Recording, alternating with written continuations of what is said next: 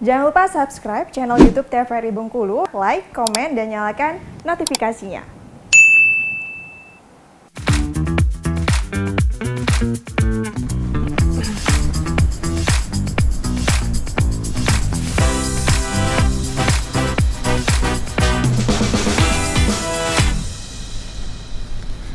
Assalamualaikum warahmatullahi wabarakatuh. Hai, selamat pagi pemirsa TVRI Bengkulu. Jumpa kembali bersama saya Agnes Ramadhani dalam acara opini obrolan pagi ini. Nah, pemirsa, Indonesia disebut juga sebagai negara maritim, yang mana 70%-nya merupakan wilayah perairan dan 30%-nya merupakan daratan. Namun, apakah 70% maritim di Indonesia ini kekuatan sumber daya alamnya terjaga atau tidak? Tentu tak lepas dari peran TNI AL dan juga PPM nih. PPM itu apa? Putra Putri Maritim. Nah, pemirsa, tema kita hari ini yaitu peduli lingkungan. Sudah bersama saya di pagi hari ini Friska Maria Putri, seorang Duta Maritim Indonesia 2018. Selamat pagi, Friska. Pagi. Gimana kabarnya, Friska? Alhamdulillah luar biasa. Alhamdulillah. Kak Ines apa kabar? Alhamdulillah luar biasa baik ya. Ini ternyata Friska ini juga pernah diundang di tahun 2018. Iya, benar banget, 2018. Waktu itu baru pulang dari nasional. Iya. Emangnya kalau aku boleh tahu nih, awal mulanya kamu tertarik ikut Duta Maritim itu karena apa sih sebenarnya? Oke, awal mulanya banget itu di tahun 2017. Nah, jadi malah sebelumnya aku nggak ikut Putra Putri Maritim lebih dulu. Jadi waktu itu gagal di salah satu pemilihan duta wisata. Yang nggak usah aku sebutin ya. Jadi memang open recruitment itu nggak jauh jaraknya dari pemilihan Putra Putri Maritim untuk angkatan pertama di 2017 itu. Jadi aku itu gagal di pemilihan duta wisata ini. Kemudian tidak lama dibukalah open recruitment Putra Putri Maritim Provinsi Bengkulu untuk angkatan pertama. Jadi aku ikut mengikuti segala proses rekrutmen. Akhirnya lolos menjadi salah satu finalis dari 15 pasang di tingkat provinsi. Iya, Provinsi Bengkulu ya. Berarti memang awalnya kamu sering ikut pageant atau ini pertama kalinya nih di tahun 2018 itu ya? 2017 ya? Iya, 2017 kalau untuk di provinsi. Jadi kalau untuk keikutsertaan aku di dunia pageant itu dimulai dari 2017 memang sebenarnya, tapi di kabupatenku sendiri di Kepahyang. Waktu itu aku ikut kegiatan Putri Pariwisata Kabupaten Kepahyang, tapi memang nggak juara. Nah, jadi dari rasa apa ya? Belum kepuasan ya, belum puas puas ya ya. Itu untuk pertama kalinya aku ikut pageant, tapi aku nggak dapetin hasil yang aku pengen. Jadi aku ikut coba lagi di tingkat provinsi, tapi sebenarnya belum ke duta wisata ini sih, ke ada duta HIV/AIDS namanya. Aku nggak lolos juga, barulah ikut ke duta wisata yang tadi, nggak lolos juga. Akhirnya barulah ikut yang Putra Putri Maritim Provinsi Bengkulu. Seperti itu, Kak. Berarti meskipun nggak lolos di berbagai pageant, tapi akhirnya berkahnya di sini mungkin ya. Memang jalurnya ke sana gitu, alhamdulillahnya. Tapi kalau misalnya berarti dari 2017 ya ikut Duta Maritim ini ya dari Provinsi Bengkulu, itu selama menjabat itu berarti sampai dengan sekarang ya? Atau ada regenerasinya juga?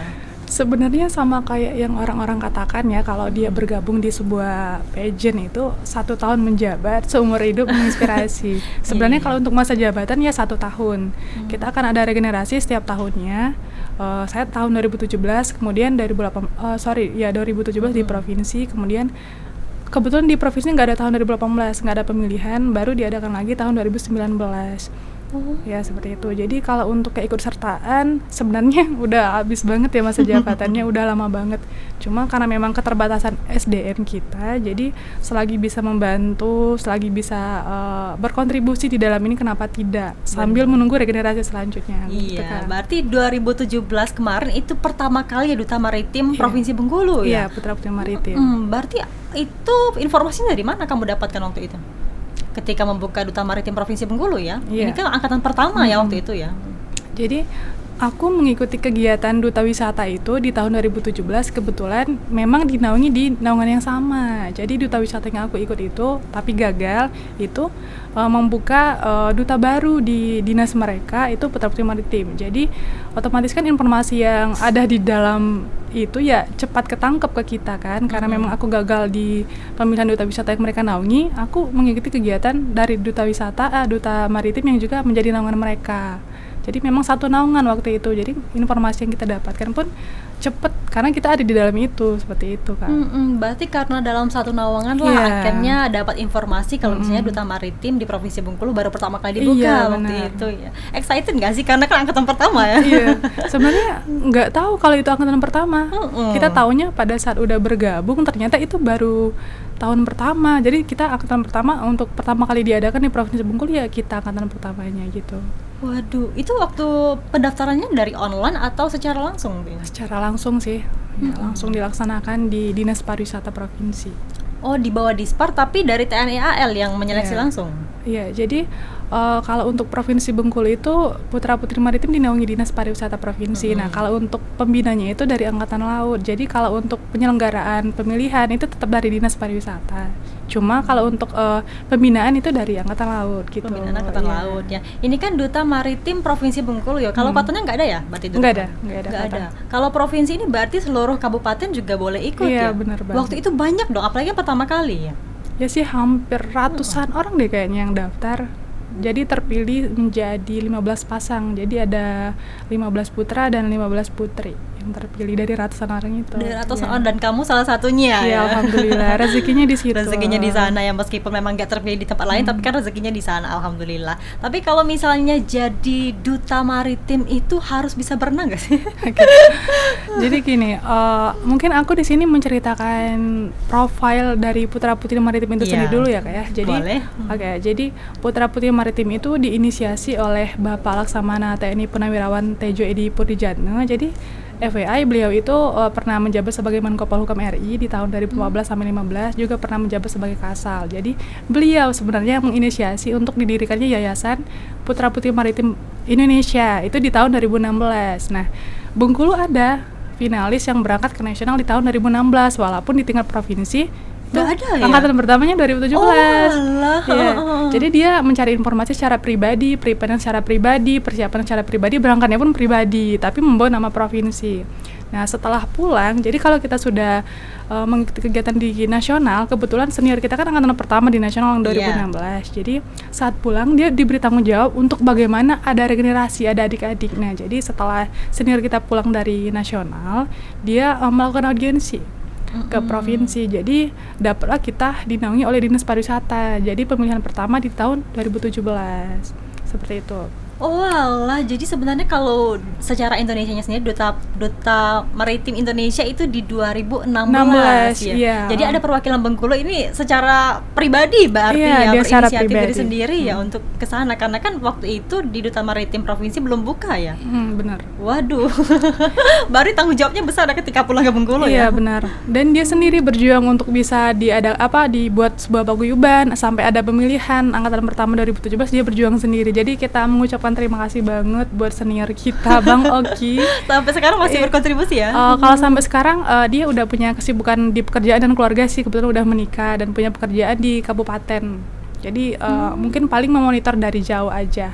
Kalau kita ada keluh kesah, kita bisa lapor ke dia seperti itu. Termasuk pembinanya lah sekarang berarti ya. Iya, salah satu pembina kita. Berarti ternyata Duta Maritim ini di bawah naungan Dinas Pariwisata ya? Berarti tak Iya. lepas dari peran wisatanya juga Iya, ya? benar. Kalau kamu sendiri sebenarnya melihat kondisi maritim di Bengkulu ini gimana sih dari potensi wisatanya? Oke, seperti yang kita tahu ya, sedikitnya pengetahuan yang aku tahu tentang maritim di Bengkulu, kalau Bengkulu itu punya potensi yang sangat besar, terutama di bidang maritim. Kalau secara luas kan se-Indonesia, secara nasional gitu, Indonesia sebagai negara kepulauan terbesar sampai disebut negara maritim. Nah, Bengkulu pun termasuk. Jadi Bengkulu itu dengan garis pantai 525 km menyimpan banyak sumber daya alam yang bisa dimanfaatkan. Nah, salah satunya itu banyak hal yang bisa PPM lakukan. Di dalam itu dari mulai berdiri 2017 sampai sekarang 2023. Jadi banyak kegiatan-kegiatan yang bisa kita lakukan untuk memanfaatkan sumber daya alam itu sih di bidang kemaritiman tentunya di Provinsi Bengkulu karena memang luas. Bengkulu punya potensi untuk itu gitu kan. Tapi kalau kita pengen tahu nih definisinya tadi kelautan dan juga maritim itu bedanya apa sih? Oke, kalau kelautan itu hanya mencakup secara spesifik itu di wilayah pesisir laut. Kalau kemaritiman itu lebih luas gitu. Ada potensi maritim. Samudra gitu ya? Iya, ada potensi pariwisata di bidang maritim itu banyak, dari mulai sumber daya alamnya, potensi pariwisatanya itu termasuk ke dalam kemaritiman gitu. Kalau laut hanya spesifik di laut aja, kalau kemaritiman lebih luas lagi. Tapi laut ini bagian dari maritim gitu Iya, ya? benar banget. Berarti Pantai Panjang ini juga termasuk ya Iya kan? benar, karena air gitu kan, wilayah perairan. Waktu itu berarti kamu dari 2017 ya ikut seleksi di Provinsi Bengkulu. Untuk ajang nasionalnya itu diseleksi lagi? Oke, jadi kalau untuk di tingkat Provinsi Bengkulu jadi gini Kak, di Indonesia itu ada banyak provinsi ya, sekarang udah 38 kalau nggak salah. Jadi dari banyak provinsi di Indonesia yang sudah ada paguyuban dan pemilihan, itu baru beberapa provinsi. Jadi baru ada Bengkulu, Sumatera Barat, Sulawesi Selatan, itu baru ada 3 provinsi itu. Sisanya baru ada paguyuban tapi belum ada pemilihan. Ya, mereka punya wadah tapi belum melaksanakan pemilihan. Jadi untuk 3 provinsi ini, kalau misalnya dia akan berangkat ke nasional, itu tanpa proses rekrutmen lagi. Karena dia istilahnya sudah di-prepare, ya, sudah dibina, sudah melaksanakan pemilihan di tingkat provinsi gitu. Jadi untuk 3 provinsi ini seperti Bengkulu, Sumbar, dan Sulsel itu tanpa proses seleksi lagi, tapi hanya melengkapi administrasi aja. Tapi sudah dinyatakan menjadi finalis saat di nasional membuka open recruitment untuk pemilihan di nasional. Nah, di luar provinsi ini dia harus mengikuti seleksi. Dari mulai seleksi administrasi, itu berkas-berkas, kayak harus mencukupi tinggi badan tentunya, putra dan putri, terus harus bisa berenang, keahlian di air lah istilahnya begitu, paling tidak dasar, nggak ahli tapi paling nggak dasarnya aja untuk bisa berenang. Kemudian administrasi yang lain. Nah kalau lolos dia baru lanjut ke tahap interview. Jadi nanti ada deep interview gitu dari pembina kita yang di nasional, menghubungi mereka via WhatsApp atau Gmeet gitu kan. Nanti akan ditanyakan pertanyaan seputar kemaritiman seperti itu. Nanti kalau misalnya lolos itu disaring lagi. Jadi panjang prosesnya untuk mereka yang di luar 3 provinsi tadi. Iya. Jadi kalau misalnya memenuhi kualifikasi dari mulai administrasi, dari mulai interview, baru dinyatakan lolos untuk mewakili provinsi mereka masing-masing. Seperti itu prosesnya. Beda kalau misalnya dia sudah ikut duta maritim di tingkat provinsi. Ya. Kalau misalnya juara sudah mulai mewakili provinsi untuk ajang nasional. Jadi gitu kalau di 3 provinsi tadi dia sudah melaksanakan pemilihan kan. Jadi yang diberangkatkan itu yang winner-winner. Jadi kayak juara 1, 2, 3. Jadi memang sudah ada kuotanya dari nasional untuk provinsi ini itu 3 pasang kayak gitu. Tapi di luar provinsi itu menyesuaikan kuota yang harus dipenuhi gitu. Oke, baik nih Frisa, kita jeda dulu nih ya. Nanti kita bahas lagi terkait dengan tema kita yaitu peduli lingkungan. Pemirsa, kami akan kembali setelah jeda pariwara berikut ini.